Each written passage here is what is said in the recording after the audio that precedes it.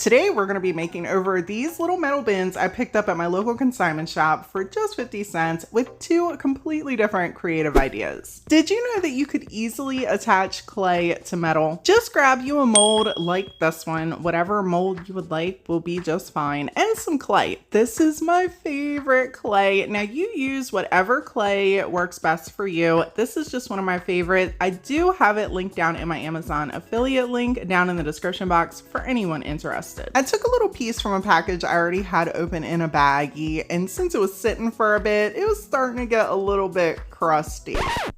But that's okay. I wasn't worried about it being crusty because I want the piece to look a little bit old. A tip though for you, if you don't want your clay to get crusty, take a little water bottle or just some water in general and either spray it on the clay or put a couple drops in the clay. It'll moisten it right up and take care of any cracking that might be happening. Me, however, I just smushed that clay right on in our mold, and then I took my little scraper tool. I don't really know what the name of this is, people, forgive me.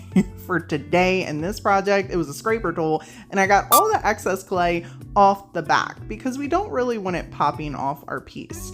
When you're happy with your mold, then fit it to size, because as you see here, our mold is slightly bigger than where I want to put it. So I'm just trimming off that little nugget right at the bottom. To make sure our clay piece is on here nice and snug, I'm going to be using some tacky glue for that. Now people, you don't need to get wild and pour a whole bunch on here, okay? You just need a little bit, just like this, and then take your finger and gently smoosh it all around the back.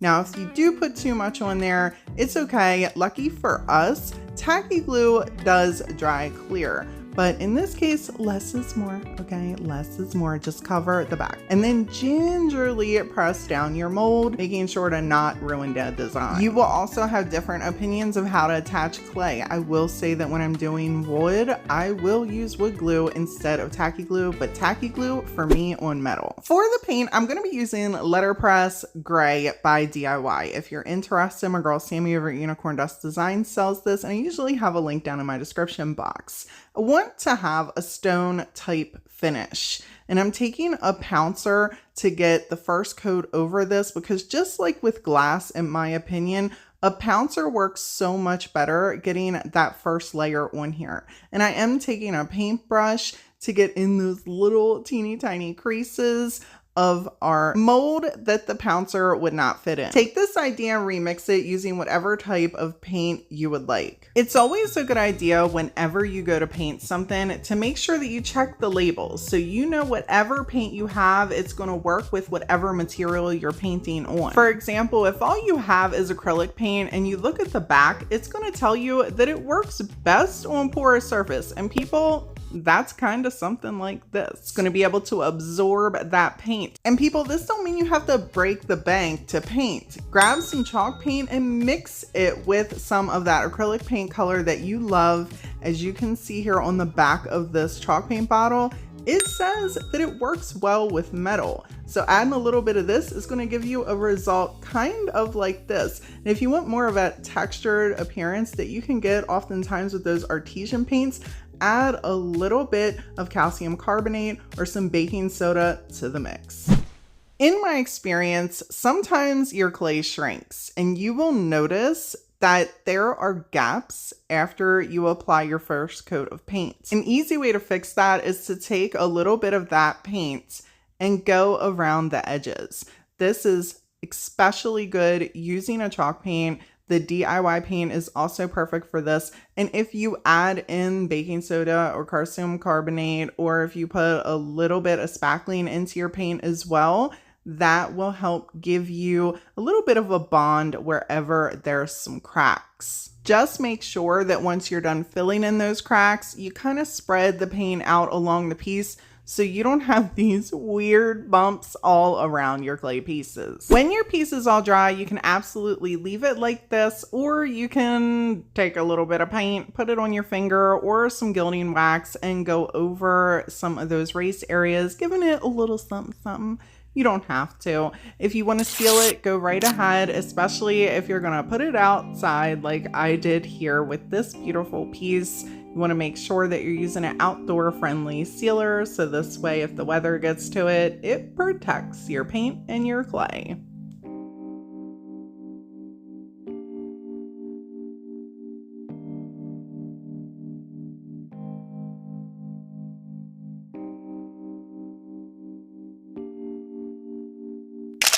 For these two metal bins I picked up from my local consignment shop, we're going to turn them into some beautiful decoupage planters. A really inexpensive paint that works well on metal is this multi-surface by Folk Art. And people, I will tell you, I had to do like 4 coats of paint, but it holds well and it works well. And I decided to use the biggest pouncer that I could find because I knew I was going to have to do several coats of this. But I wanted to share this with you at home for those of you that don't have a lot of options to artesian paints or want to spend the money on chalk paints. You can absolutely do this with a multi-surface. Just get you a giant pouncer or sponge to save on time with painting.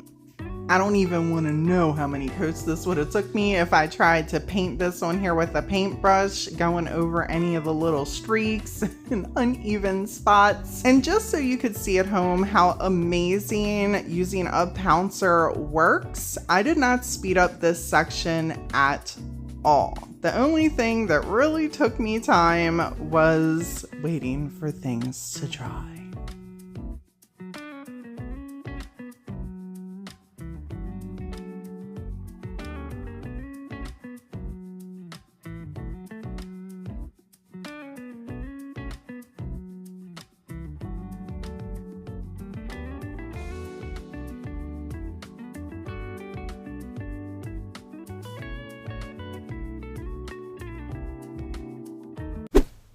For the decoupage, we're going to be using this beautiful napkin that I was just sent by a subscriber. I have never come across this napkin before and I could not wait to use it. Now you will see that there are little bumps. There's little bumps. And for those of you at home that come across napkins and you're like, oh, we got to put this back, we can't decoupage with it, you better stop playing with me. Buy that napkin.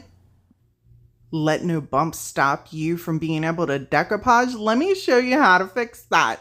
First, we're going to just need to get that decorative layer. So get them sneaky layers off your napkins by whatever means works best for you. I personally like to tear a little corner and it usually reveals the extra layers, and then you just pull all the pieces off.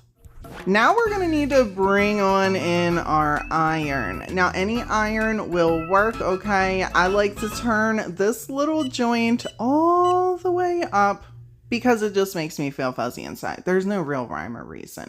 I grabbed a little piece of wood as a brace so I didn't basically burn my table and staging I had going on here. And if you want, bring on in the parchment paper while you're at it, okay? I don't want nobody being like, Brandy, you should use parchment paper.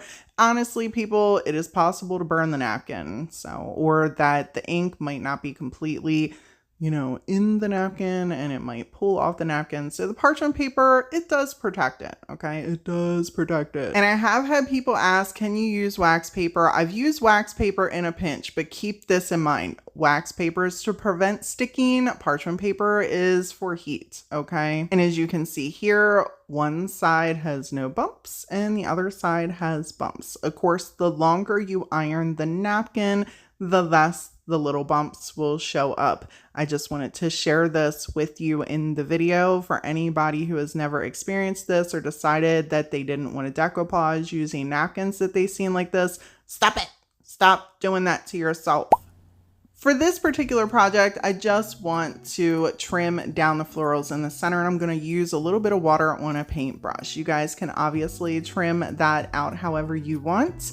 I don't have the hand grip strength it takes to use scissors and cut perfectly around the design. So this works best for me, and then I just blend out the napkin around the edges. I don't like using scissors to necessarily cut completely in the white because you can see how that looks very divided up against even white paint. So this just works best for me. For our medium, we're going to be using some good old Mod Podge. Use whatever medium works best for you people. This is just one that I'm really comfortable with. And I know those of you that are familiar with me are like, Brandy, where's a fan brush? Listen, people, I'm in between fan brushes right now. I used to get the ones I really like from Timo, if I'm being honest, and they have not had them lately. And I have a lot of people ask me where I get them, and that's where I usually grab the ones I really love, but they haven't had those lately. So I'm in between fan brush loves, okay? When I do find some, you know, I'm gonna tell you about it. So for right now, I'm just using a synthetic brush, and I am putting a little bit of Mod Podge section by section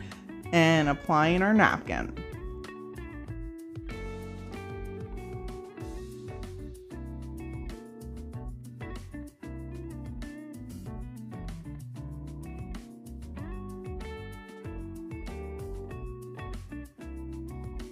I also like to make sure that I go around the complete edges of whatever I'm decoupaging to ensure that it's seamless. So take some time doing that. Once your piece is dry, feel free to go over it with whatever sealer you would like. I allow mine to dry before I do a final seal over, and I think these turned out so beautiful.